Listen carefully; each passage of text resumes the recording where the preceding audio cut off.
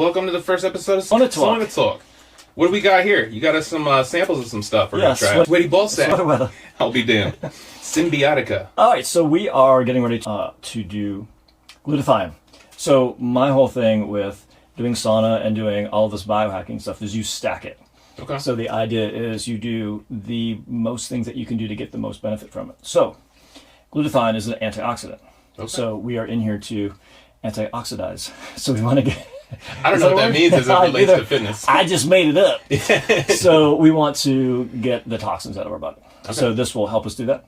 I just watched a video of Brian Johnson, he's this biohacker who's spending millions of dollars and testing all this stuff on himself. And he did microplastics and found that he was doing a really hot sauna, which is a little different. So we may be getting that added to our repertoire here.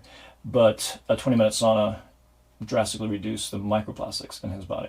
So blood work that he was doing. Really? Took out the microplastics. And it was interesting, he's the first one that tested his blood. And his semen originally had... Maybe that's something we should talk about when we're already... No, it's fine. Here naked. Anyway. This is man shit. And so, so his semen had microplastics. So he's, making plastic babies. And so... Aren't we all? Not anymore. And so... he tested and he was able to reduce the load of plastics not only in his blood but in his semen. I feel bad for his staff that they have to do these things, but yeah, there you go. Yeah. So glutathione, and then we will sweat. And actually, we need some extra towels. What you should do is be constantly wiping the sweat off and the toxins because you don't want it to absorb back in. And then we will do, remind me when we get out, we have something that's called a binder. So we will do chlorella, which is a binder. It takes those things in and then gets them out of your system. So you want them to loosen up from your skin or wherever, be in your blood, but then you want to get them out of your body. So let's drink up. We're going to do a shot. All right, man. Cheers, mate. This is the good stuff. Cheers. Welcome to episode 1 of Talk. Yeah. Mm-hmm. Oh, then we're not supposed to talk for 90 seconds. We're supposed to let it stay in our mouth. No. Not bad. Symbiotica, I'm familiar with that company. Mm-hmm. They make some a lot sleepy of stuff. Yeah. Yeah, I've got I like this for all kinds of things for your body. And then I have another one, Sunny Within, that has a lot of sleep, longevity. Really? Mushrooms, yeah. Oh, good. Cognitive. So this can get all the toxins out of my body. That's the idea. I love it. I have a lot of them. So I have a lot of, a couple different ways. I have some other glutathione products as well. Nice. I like it. Can I just share with you? Yeah, please. It's wrong. What the hell is that? Salty water. Okay. So now we got to wipe off the sweat. Yeah, so I sweat more than most. 2 towels. There's your towel. Excuse me while I am. Should I get another towel? All right, I'll be right back. Keep talking. No, we have editing. Post-production. Awesome. Find the skirt. Don't look up my skirt. Okay. All right, so the whole reason we started the concept is to try to create a space for men to be vulnerable. I tend to believe that I've dealt with a lot of depression in men, myself included. And, I made a video yesterday about a friend that had committed suicide. And when that happened... That was very powerful, man. Thank you. I appreciate it. Yeah, it got me. It was good. I wasn't sure. No one said anything yet. Yeah, sorry, I didn't respond. No, it's okay. No, not to interrupt, but that's what we're going to do. We're just, please do. It was a great tribute to your friend. Thanks. And bringing to light... you mentioned the statistics, and they are staggering. I think it's like the top 3 killer of men. Yeah. So it's like cancer, heart disease, maybe not in that order, and then suicide. Right. And so it's something we need to talk about. I've kind of taken it on as like a passion project. I've said my story a million times on the podcast, but I have a lot of, suicidal ideation and suicide attempts in my past. And I'm trying to figure out, how do we get to that point where we can talk as men. Here's why I say that is when Adam first committed suicide and I took an oath to try to have men's mental health as a thing on the podcast. So we had friends from back home come on the podcast and we tried. Like we got on the podcast, but the conversation kept dying. And my feeling is that, the people that were on the podcast, they weren't willing to get vulnerable. And I understand, like I'm not going to try to make everyone talk about their problems. But what I've found is that when I do it, I heal myself. Yeah. And so I try to have as many conversations, as vulnerable as I can, like with you privately or, things like that. But if we can create a space, and the sauna just happens to be like a perfect conversational spot. Yeah, I've had the most profound and amazing conversations, even with strangers. You just start like, yeah, how's your workout? And like, oh, and, do you sauna very often? All of a sudden we're talking about health, and I've literally gotten members, here at the gym just by, oh yeah, you got sounds like you got a cool gym. I would love to try it. So poaching them from other gyms. No, absolutely. I work out. I mean, if I come here more often, I'm sure I'll meet some clients here. Yeah. But like in the sauna where I go at my gym, it is a daily part of my practice. Not just for the meditation and prayers that I do, but the conversations that happen inside a sauna.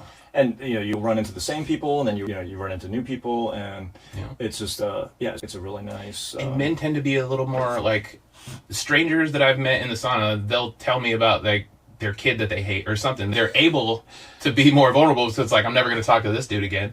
And that's kind of what I'm talking about, like having enough courage to say those things that you wouldn't say in front of anybody else because you don't know me. Right. Yeah, like you get it off your chest, not even knowing that you helped yourself. And that's what I think anyway. Did you turn this on, or did it go on by itself? Probably went on by itself. Just going to double check mine. Oh no, I think it's on. Is it? Yeah. Okay. Well, hold it between you had your light is steady, my light was beeping, so okay, cool. Because my mics are better than yours. Well, it's funny because I mentioned to someone in class just a little while ago that we were doing this, and he was part of a group that did a 30-minute workout and then an hour-long talk, and it was men and women, which is an interesting dynamic, and I've been in those kind of personal development things where you have men and women. And he said it was phenomenal, and it was out in Seattle, and it they were a company, it was a nonprofit that was doing this. Really? And he said it was just, it was really amazing, and he met like his best friend through that, and now he doesn't drink because his best friend was in recovery, and so now it just prompted him, well, if we're going to go out and do stuff, then you're not going to drink, what am I going to do? So now they do things and they don't drink. Right. So that's the power of a relationship, right? Right. And then also, if you hang out with people that drink, guess what you're going to do? Yeah. You hang out with people that smoke, guess what you're going to do? Right. So it's interesting how that dynamic. And then I have a friend in Australia who I met at a CrossFit it was like a gym conference for coaching, gym owners. And he came all the way over, and we both got there a day early. And there were some other people, but I put on the Facebook group, hey, I'm here a day early if anyone wants to grab dinner and just kind of, let's meet up and whatever. So he responded, and we met for dinner, and we hung out the whole time. Yeah. And he's like 20 years younger than me, has younger kids. And in Australia, he now started a group on Saturdays at 6 a.m. they meet and just work out. So it's a free thing, you can come, and it was just the idea of having that fellowship or just getting together. And I don't know powerful. And I don't know if there's really a talking, probably, like maybe they get together afterwards. But I've mentioned that the one thing that all of the blue zones are places where people live to 90 and 100 and beyond. Mm-hmm. And I think there's 7 or 8 of them. There's 1 or 2 in the U.S. And the one common element, like some are vegan, some eat meat, some are drink wine along with So they're smoke cigars for 100 years. Yeah. George Burns. All of them are a little bit different and what they do, but they all have community. Yep. So that's community. The power of community and just being able to come together and have these things. And we've talked about it, and we were talking about it today, like how even before COVID, it was like your third space, so 2 things. Third space, like you have your work, your home, and then you have like someplace else that you meet up with people and hang out. Yeah. COVID killed that like pretty much completely if it already hadn't died. And then like in the 50s and 60s, your number one relationship wasn't your wife, your spouse. It was work.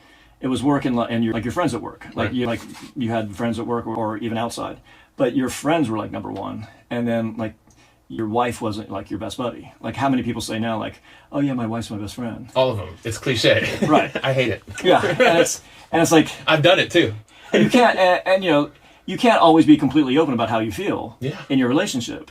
And that you need that third party that's not part of it that you can open up to. I'm like, yeah, I'm having a problem with this, or I'm having a problem with that. And like, can you believe that she did this? And is it me or is it her? Like, what do I need to look at? Yep. And you can't do that. You can't. It's those conversations. Yeah. And I think that's what my feeling is. Like, that's what we're lacking. Yep. Community, it's the space to do it. Like I was saying, we tried to do it on the podcast, but the fact that we were recording it scared the other guys that are on it. It's like, I'm the only one being vulnerable now. And it can't be like that, I don't think. Yeah. Because hearing vulnerability from another man gives me permission to do it. Right. And I know recording it is probably going to be a thing. That's why I thought maybe if we get into these things where we get groups of men that want to talk, we can do it anonymously and just do the audio only.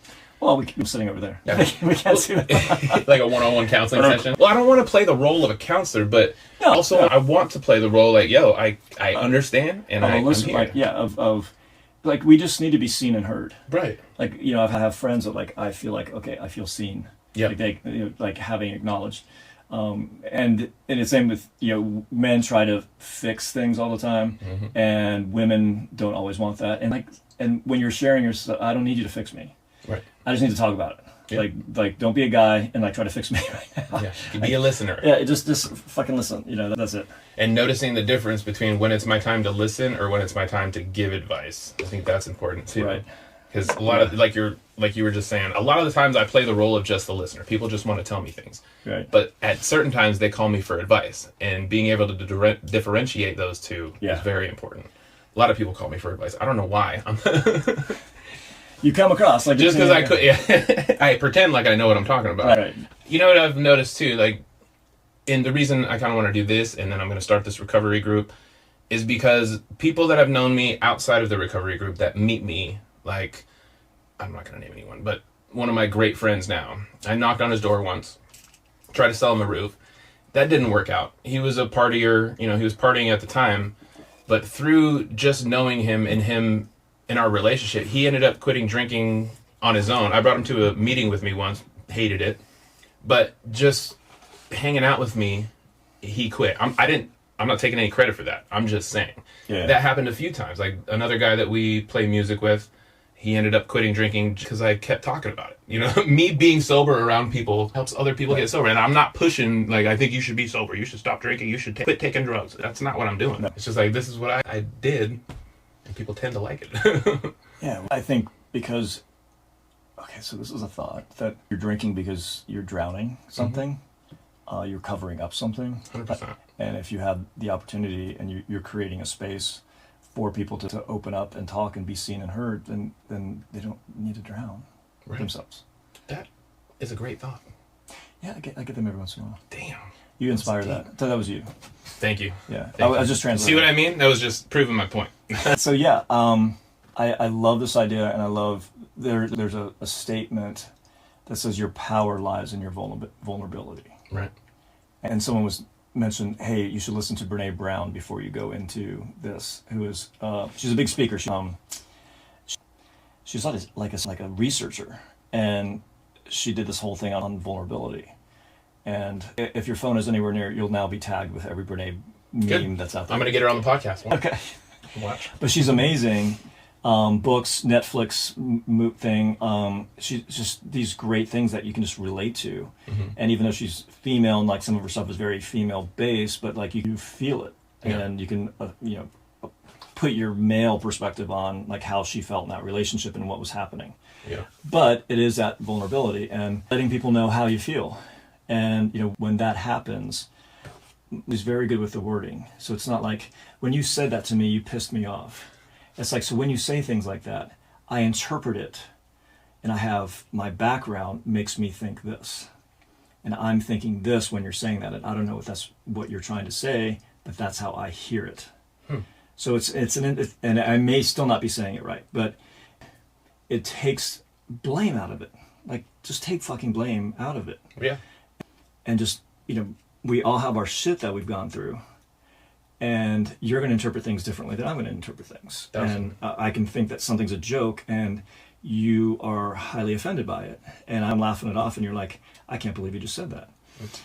And I am that person. I like to joke, and I will use myself most of the time as the butt of the joke. Yeah, but I sometimes will make you the butt, and you have to be careful with that because you don't know. If people have that ability to laugh at that situation, right, and at themselves at that point. I screw up a lot with that. Make a joke to someone who's not ready for it. It's like, ugh. Yeah, and I've learned to like, okay, why don't I just do this self-deprecation thing in a fun way? Works great. Yeah, and then also, I need to still then pump myself up. Like, you're amazing. Like, you're not always that. I get through it. Yeah. You don't always want to self-deprecate to the point that you start believing it either. True, and there's another thing to that. Is negative self-talk natural to you? Yeah. It is?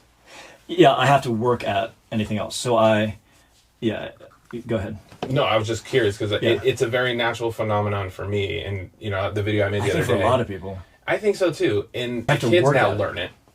What is your practice to work at that? How do you go about it? So I do have, I wish I could say I had a very active gratitude practice, but I do try to live a life of gratitude, and I look for those.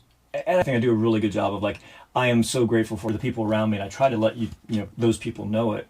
And I feel that's helped me manifest, this gym, the things that are happening, the positive things that are happening. The stories, I need to start writing them down because it's just unbelievable, like just random people and things and how things have appeared and keeping positive things around me. And I think part of that is having a gratitude practice and being grateful and having energy around you of being grateful for everything.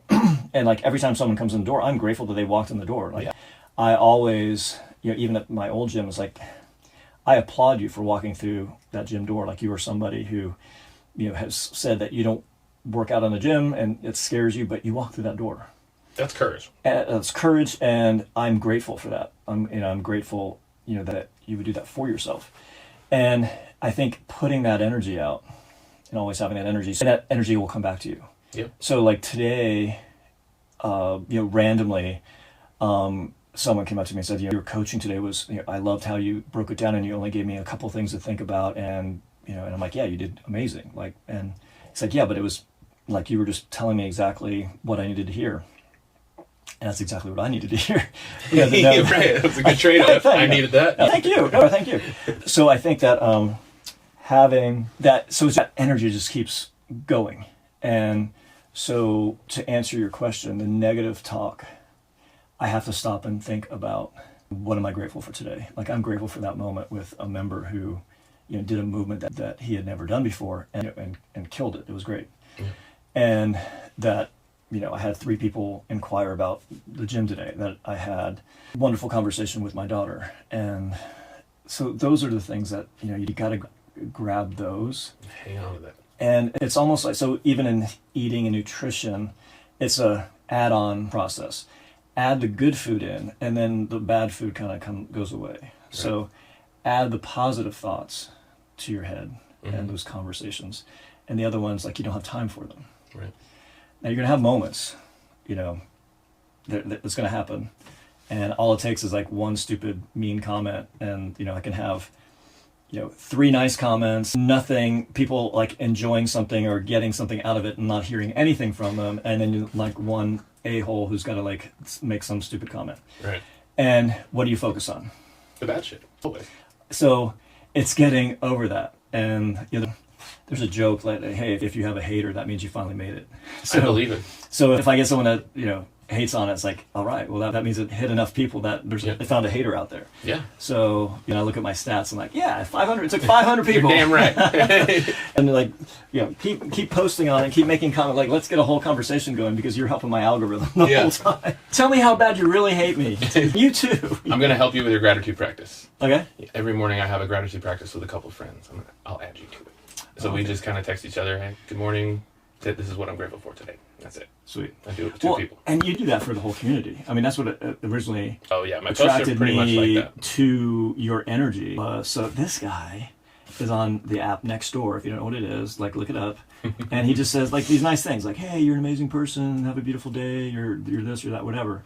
And I just like, I was going through and just looking at this like, who is this guy? He's awfully freaking happy. It's a problem. Yeah. And that was when I was really realizing that the more positivity I had around me, the more positive that I was. And in the past year and a few months, like, we can get deep and dark, but like I like a lot of shit happened. And the more I had people around me that were positive, that it rubs off. It's huge. And not being in my head. And what helped that was kind of like the group that you're doing. I had one friend who every single day was like, hey, you're an amazing person, have a beautiful day, how are you doing today? Mm-hmm. Every single day. And he knew, like he understood. And he's someone that I'm vulnerable. He's a friend that knew what I was Answer going this through. though. When he was doing that, you were depressed, right? You were down. Oh yeah. Darn. But he was trying to pump you up. Were your thoughts like this? Were you like, God, I can't believe he keeps texting me. Why do you keep texting me these positive things? Yeah. Was it like that? No, it stopped me. Okay. Like it was. Gave you a little gratitude? Yeah, totally. Like, I got someone that cares. That's awesome. And so one of the things that I wanted to say today and wanted to get out there is like, you don't know who's on the edge. Right. And so every opportunity you have to be positive to somebody and resist those moments where you want to be negative, because you don't know. You don't. And that can be the one thing that pushes somebody over the edge. Right. It can be something as stupid as, road rage or something, and just put somebody like, fuck it, this isn't worth it anymore. Like, you don't know. Yeah. And, I had moments in all of that where I was having a ton of negative energy. And I was like, is this even fucking worth it anymore? Right. Like, what the hell? Like, and it was enough from that one person just to keep me focused. Yeah. And if I would say like, yeah, I'm having this happen and that happen, it's like, F them, and, or as Mel Robbins would say, let them be a jerk, let them whatever.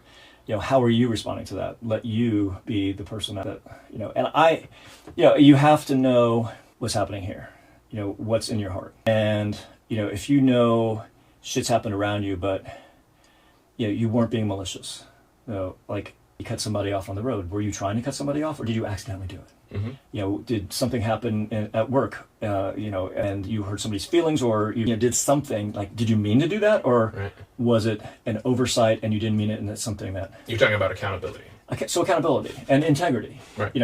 Honoring your word and honoring your word. So that's a whole other story with integrity, but you don't always have to keep your word, but honor your word. Right.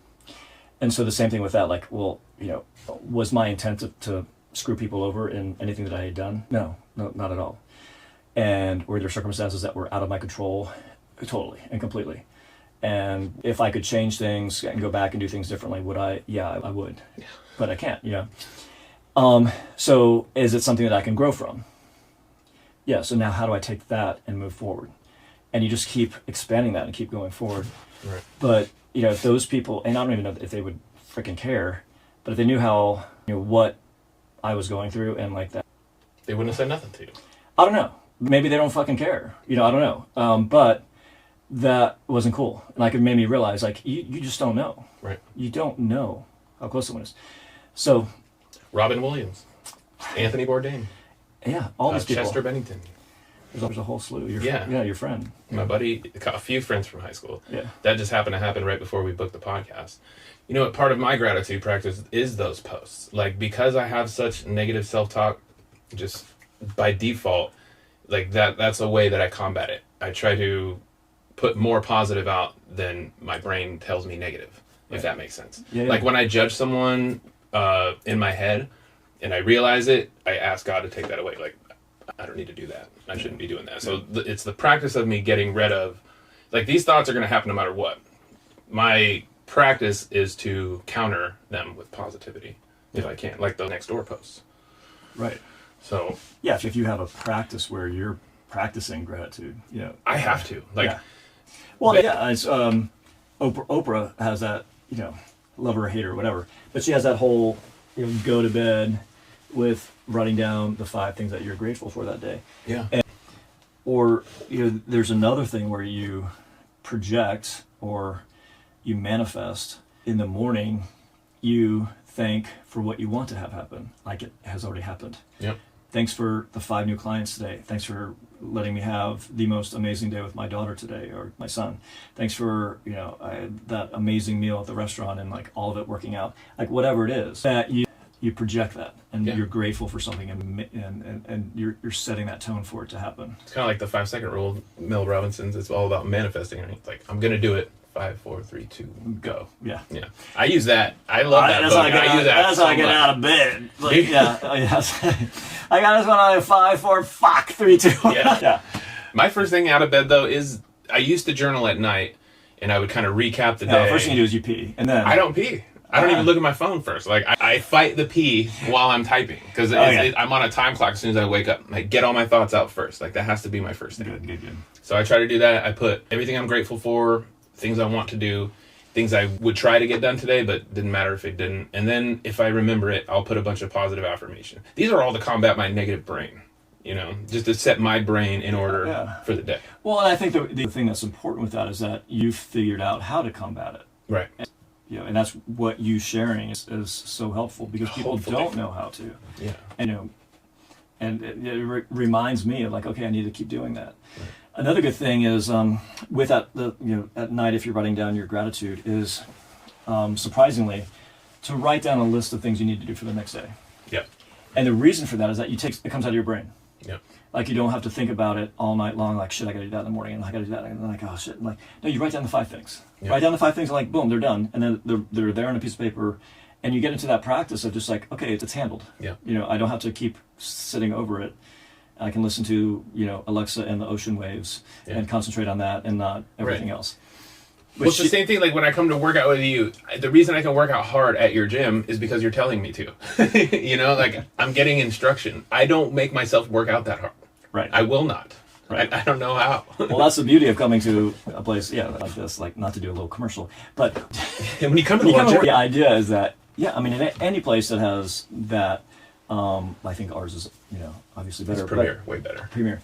Is that you do have someone taking that off your plate. Yeah. And that's maybe what my friend did when he would send that note every day, was that, I am worthy of someone checking in on me. Yeah. And that meant a lot. Like, okay, I am worthy. And I think that's something for a lot of people. Especially men. I bet that's holding a lot of men back.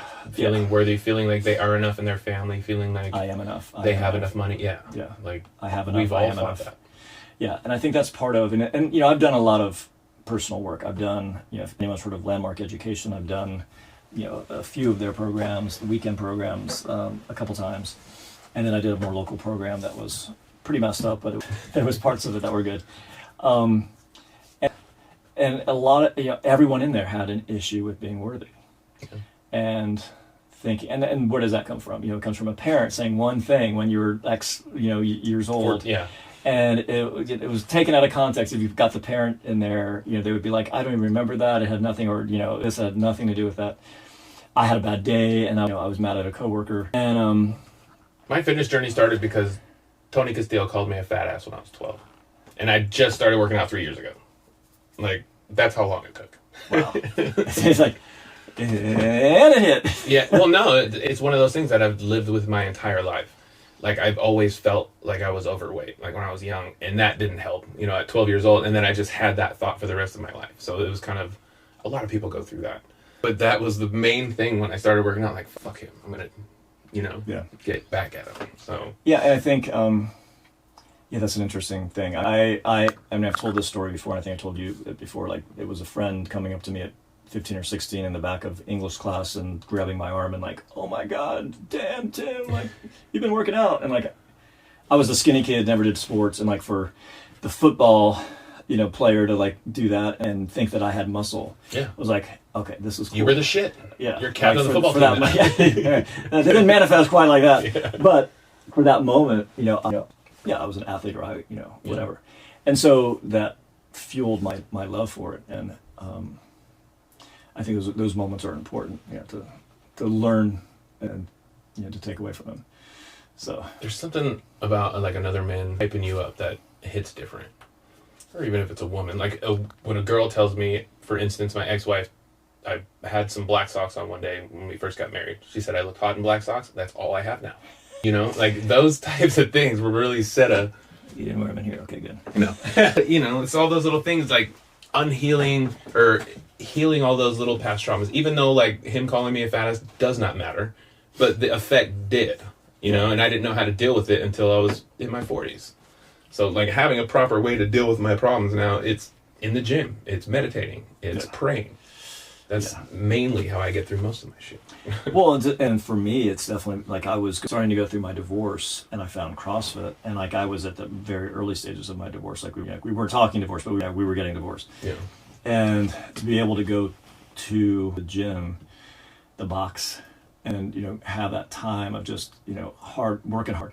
And there's scientific studies of when you sweat together with people, when you get through something hard, like it creates a bond. Yeah. And we don't even understand energy. And it could be an energy thing, like all of a sudden, like we're all at a certain frequency and it's hitting each other. What is it? It's going to be interesting 100 years from now when they finally, or AI figures it out or something. AI will, and it'll kill it. Yeah, never murder it. So it never happens, and like it never. Yeah. We must stop connection. So that was such an important thing for me, and so now it's like creating that space. And I have these buddies. There were like this like 3 of us that did, or 4 of us that did the Spartan race. That was so horrific. It was the beast. The temperature dropped through the day. It started raining. It rained the night before. Like this hill, like the day before, was this beautiful. It was just this grass little knoll that you had to go over. And by the time we got to it, it looked like it's diarrhea. It was just like diarrhea playing it, and it was just horrible. And we had to get up it, and then you get to the other side, and you're going down it. I literally, I had shorts that I just tore because you couldn't do anything but just slide down and down. I'm just like running into people. I'm like, I'm coming. That sounds fun. Yeah, no. Anyway, we always talk about that one race, and we all went through it. And we're like, oh yeah, remember that race? And like, yeah, how could I forget it?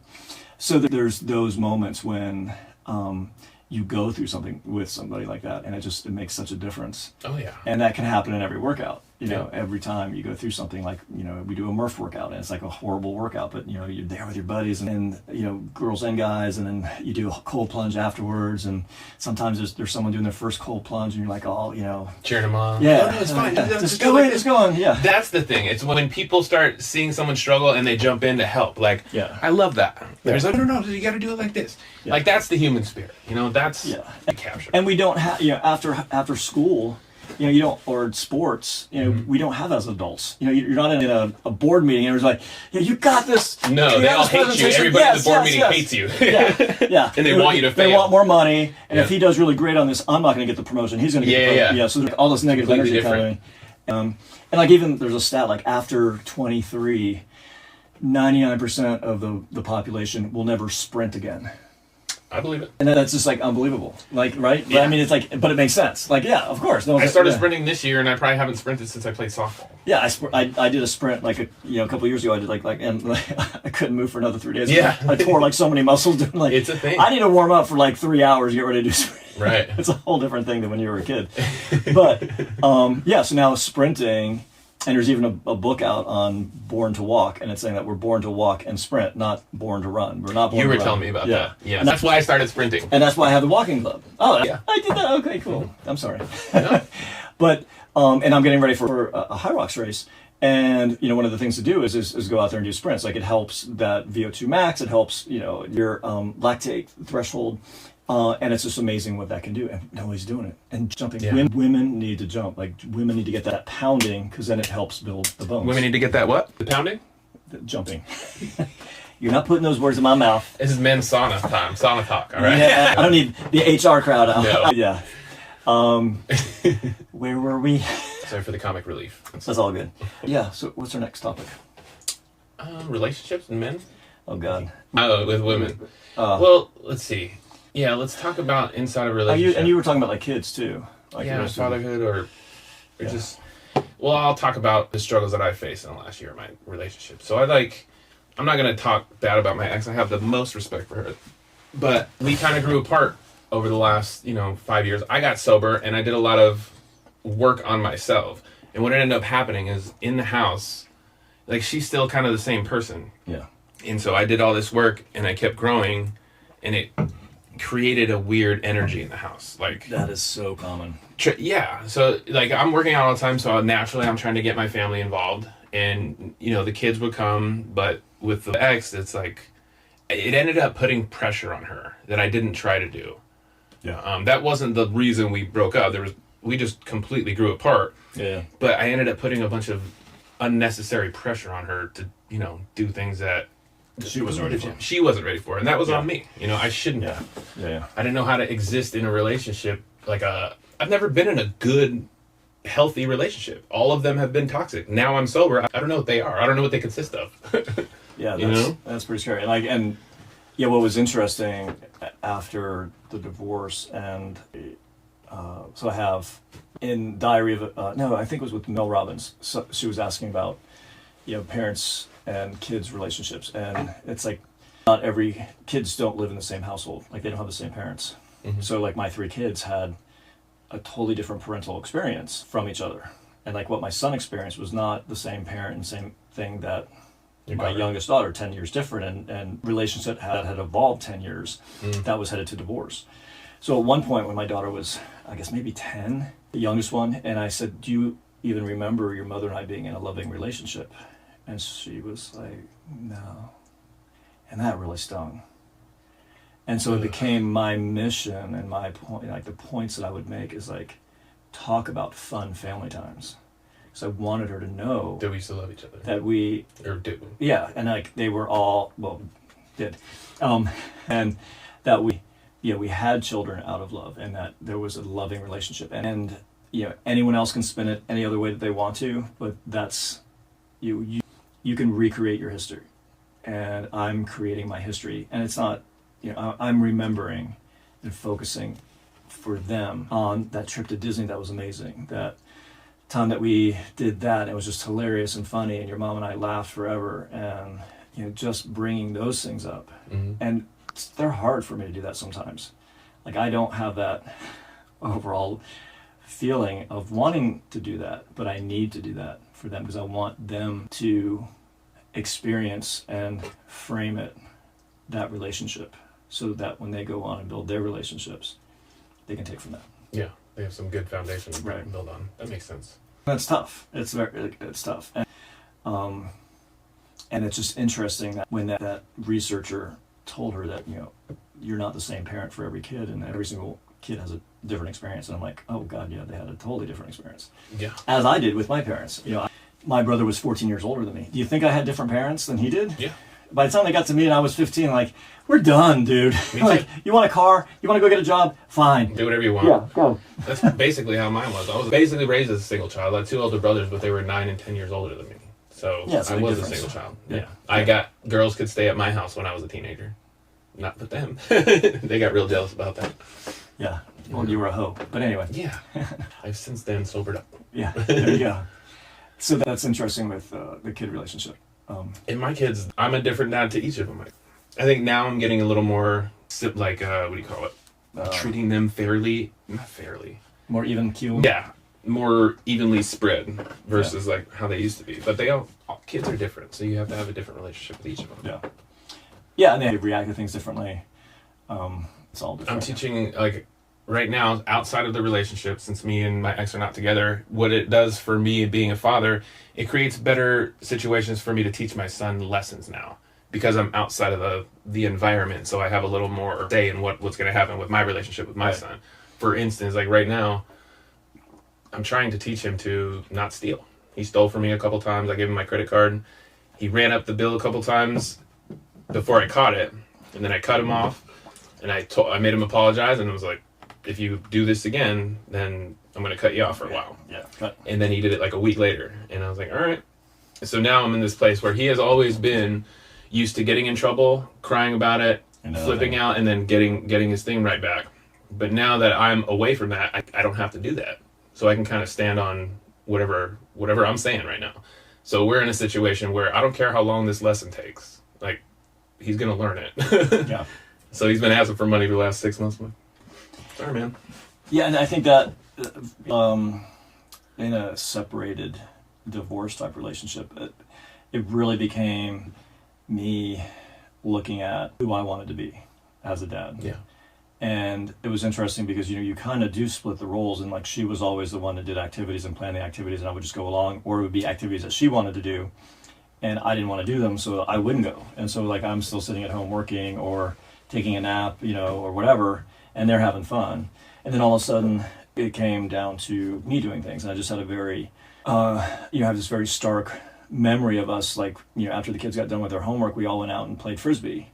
And we were just having the most amazing time. And I'm like, I would not be doing this. I would be waiting for her to come home and like do activities with the kids, and then I would be making dinner or whatever. Yeah. And it just became like, well, dinner's gonna be late tonight. We're gonna play frisbee. Divorce made my fatherhood better. Right. I mean, you couldn't be, like they say, and like we're not condoning divorce necessarily. No. But it, the kids knew, and yeah, I am a better dad. Since that, and there's no sense being in a confrontational or just a loveless. Yeah, there's conflict, where there's this all the time, and they feel that tension. Yeah, and they hated it, and to the point now that like they don't even want us to be in the same room. Like they don't, like, not that it's happening, but they wouldn't want. Like it gives them too much anxiety. Yeah, because they anticipate like something's going to happen. Someone's going to say something, and someone's going to take it the wrong way, and it's going to be over. Or just having to sit in the same room with both of your negative energies, like they can feel that stuff. Yeah, that's exactly what happened to me. So now, like, we don't even try. And of course, there's going to be weddings, and there's going to be graduation still, and there's going to be babies being born, maybe. So we'll have to figure it out. And I do feel bad for my kids that they have to separate all that. Yeah. And hopefully, there will be things that we can do, and there won't be that issue as we grow. My kids, when we split up this time, they took it they supported it, really. They were like, good. Yeah. Like, dang. Finally. Dude. Yeah. I didn't know that about my kids, though, because I never really bothered to ask. I assumed, because I'm a man, maybe, that the kids wanted mom and dad together the whole time. Yeah. But us together, when I think about it, it wasn't a whole lot of love. It was just, you tell me what to do, I tell you what to do, and like co-parenting. Yeah. So it just ended up falling the fuck apart. Yeah, it's okay. Good, right? Next. Is that a good time? That's probably enough. Yeah, let's do it. So, should we wrap it up? Yeah, let's do a close. How do you want to close? I'm thinking. So, Chris, just what makes an amazing day for you? An amazing day? Yeah. Going to the gym, seeing my kids, writing music, podcasting, and selling a roof. Those make my life perfect. Nice. All of them. Nice. What about you? Yeah, I think it's being able to sleep until 7 on those days that I can do that, and enjoy my cup of coffee. I love my coffee. Having some downtime to be able to do a morning routine. Yeah. And coming in here and just having a great experience with people, taking them through a workout, letting someone just, people get sweaty and whatever. And then to be able to help someone with an issue. So maybe it's a pain, it's a supplement, or someone coming back to me and saying, hey, that thing you told me, oh my God, it worked great. So having that almost like validation, but having knowing that I'm putting something out there that's helpful. Yeah. And that's 99.9% of why I'm doing this is I just want to help people. Right. And there's a whole podcast around that. Yeah. Why do we do what we do? And how you got to where you are. And doing sauna. Yeah. Self-care, taking time for self-care, and knowing that, okay, I got to stop. I got to do it. But then that's so underrated. Self-care.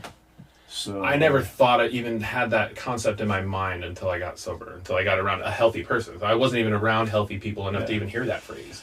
But self-care is so important. I didn't do anything for myself. And then when you're doing the self-care, then it's harder to hurt yourself. Right. It's harder to drink. Yeah. Because I have made such great progress. Why am I going to go backwards? Now the studies are, no amount of alcohol is good for you. It's not that one glass of wine thing or a couple of drinks. That was all put out by the Alcohol Association. Of course. That was all propaganda. You can buy one bottle of ours. And then they pay the blog mom and dads to put it out there that have their following. And it's not true. So, so once you're doing that self-care, if I'm going to do this, the last thing I want to do now is go out and have a beer with somebody. It's I'll have a non-alcoholic beer, but I'm not going to have a beer with someone because I just got the toxins out. You get into the habit of, you don't want the good progress that you just made to go away. I feel that so much. Yeah. Last night I was going to stay with a pretty girl last night, but I was like, no, I have my routine to get to. I have stuff to do today. So I came back home last night and went to bed at a reasonable hour like a goddamn adult and did my day. Dang, that adulting thing. It's crazy. Yeah. Well, I'm impressed with myself. For what I walked away from last night, Okay, well, I got it. There would be other nights. I know that. Yeah. But I'm grateful that I had that thought. Like, no, I have too much to do. I have to. I'm the only one that's going to build my dreams. I'm the only one. Yeah. People will help. But there's that voice, or there's a meme, and the soundtrack is like, no one's coming to save you. Yep. And that's Mel Robbins. Yeah. That's her saying that. Like, finally I realized that, oh, wait a minute, that's Mel saying that. I didn't know that's awesome. That's Mel. Like, no one's coming to save you. No one's going to come, no one's going to get you out of bed. No one's going to make you do the workout. Right. Like, no one's coming. So that is scary, but eye-opening. And that knowing when you do these things for yourself, like, Yeah. No, learn how to pat yourself on the back. It's sweat. It's your fault. Yeah, this was a good sweat. It was. Sweat session. Yeah. Yeah.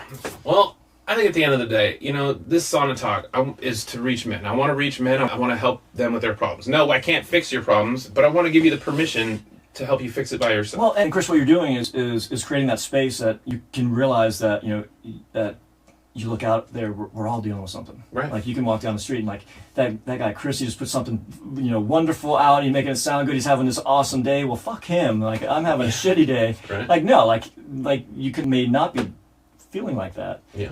But you're putting that energy out there to combat that, and that it's a process, and that gives us permission to just have grace with ourselves. Yeah. And realize that other people are dealing with that, and then you can have grace with other people, and realize that, you know what? And that is the point. That's the space we want to create in the sauna. I don't know how big we can make it. You get like 14 people in here. That'd be great. That would be a little weird. I wouldn't even have to turn the heater on. We all be standing up. All right, just talk. Yeah. That'd be great. That's your hand, right? So. All right. Well, thank you for joining us on the launch of Sauna Talk. We want to help men. Drop a comment. If you want to send me an email with some feedback, that'd be great. mcmedia.network.llc@gmail.com. And we're just trying to create a space where men can be vulnerable to help heal themselves. So I'm Chris McIntyre. If he wants to give his name, he can. This is Tim Pederson of the LNGVTY Hub. And we'll see you next time. Hit subscribe. Awesome. Bitch. Booyah. That was good, man. That was some good content. I like when it doesn't suck, dude. Let's turn the cameras off and just Chill for a second. have a second. Turn your camera. Yeah. Without letting all the heat out.